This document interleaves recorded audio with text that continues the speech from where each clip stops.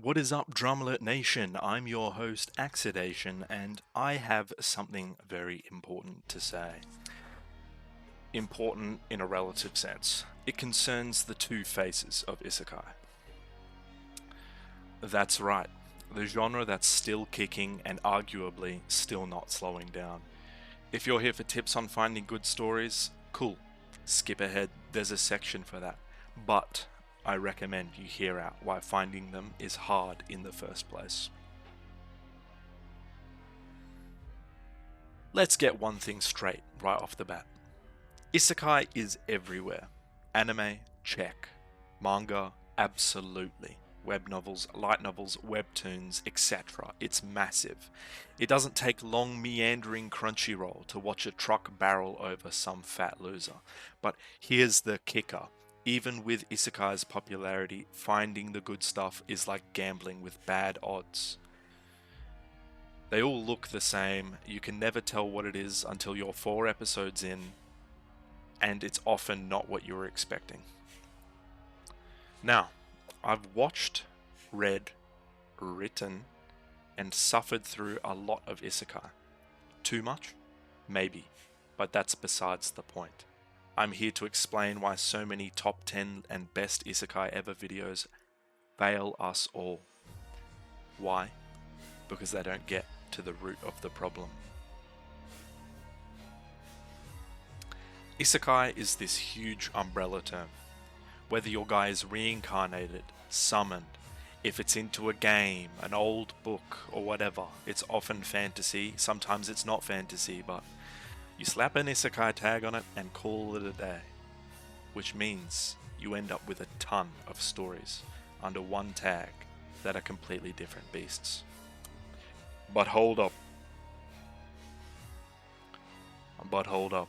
Before you click away, that's not what I'm getting at. Most everyone understands that. That's not the problem. The core problem is theme. Theme. Hear me out. There are two distinct flavors of Isekai that I think are a more important distinction than anything else. Light Isekai, trash Isekai, unserious Isekai. You know this one. It's fun, formulaic, maybe a goofy gimmick like I was reincarnated as a vending machine. Simple entertainment, can be executed well or not well. You get the idea. It is the trope, it is what people expect from the genre. I'm saying that's half of the equation. The other half, narrative Isekai, story-driven Isekai, the stuff you can sink your teeth into, plot-driven, character-driven, story-driven. It can still have an OP main character or whatever. That's just a writing choice. It's about the theme, it's about the intention, it's about the amount of thought put into the world building, it's about the amount of thought put into the character building. Something engaging, something actually happening in the story. Now, I'm not saying one is better than the other. There's a time and a place for both. Maybe you need something light after a rough day. Maybe you're craving a slow burn plot to pull you in. But here's the problem. There's no clear distinction between the two varieties on any platforms, rankings, or recommendations.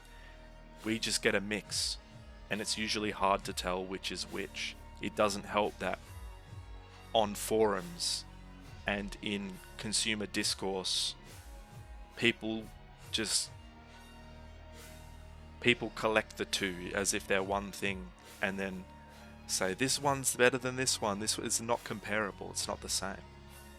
So, here's what I'm proposing. Let's stop acting like every isekai is the same. Let's make a distinction, a clear one. I'm tired of scrolling through endless lists, getting halfway into a show or book only to realize that it's either too deep for my mood or way too shallow. I'm talking about categories that actually tell us what to expect.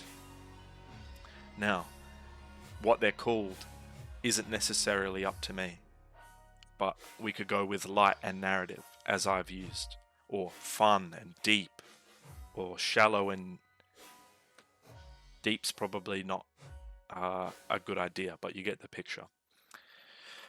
That way, when you're looking for something to binge, you know a bit better what you're getting. But let's put this aside for the moment. I'd like for that to be the case, but it's not the case at the moment. So, in order to get by in the meantime, here are some methods that you might be able to use. I'll focus on searching for narrative depth rather than light isekai, since light is the overwhelming majority. On AniList, there is a pretty good advanced search, so you can include more specific tags that have better ratios of good stories to bad stories.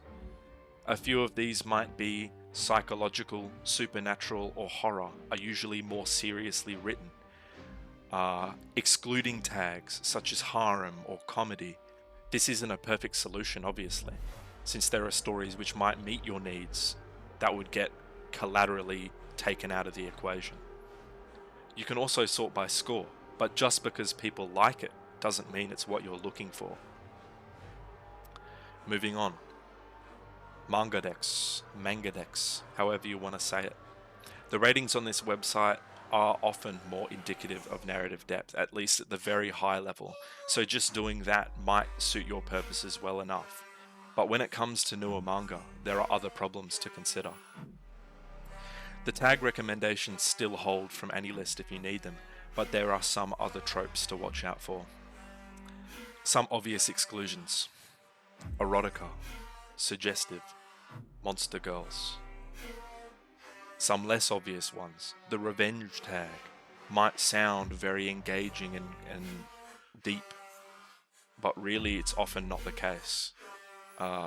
Some are, I haven't really found one. Romance, a weakening factor, in my opinion. Sometimes turning what was an engaging plot into a series of flustered moments, or like, oh, blah, blah, blah, blah. Don't necessarily exclude it, but think about how it combines with the other tags before you read it. A lot of villainess stories fall victim to that. Royal Road. For connoisseurs of the genre, there's some good stuff here. With people who read books, I would say there's much more of a focus on the kinds of stories that are, written with quality. The popularity of a story is often a good enough indicator, but read the reviews. They're often critical and actually helpful. And there are some stories that are merely popular just because they're super long. There's no such thing as a perfect story, but there is a lot more serious intention coming from that platform. When it comes to Google and Reddit generally, avoid top 10 lists like the plague.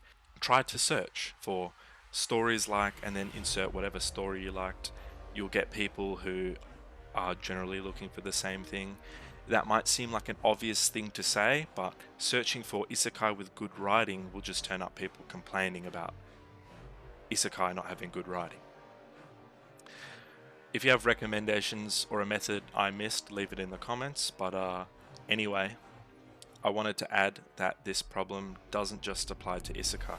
Romance, fantasy, whatever other huge genres with lots of community creation. I'm just speaking to what I know.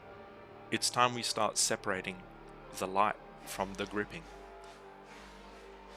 So, to everyone making top 10 lists, to everybody recommending on Reddit, on Discord, on forums, start specifying whether you're talking about a fun and light story or something that's like an actual narrative with like intention. It'll save time, headaches, and emotional whiplash. Let's improve our downtime by decreasing the amount of time sifting through stuff we don't want to read, and increasing the amount of time watching and reading the stuff that we do want to read. Many people have a full-time job that they can't be bothered searching for the stuff that they'll actually like. If we make it more easy to find what people actually want to read, I believe this will benefit the authors as well. With that said, I might make a tier list if you guys are interested. I don't know. Like, subscribe, that would be helpful. I'm poor. I might make a Patreon at some point. Whatever. See y'all.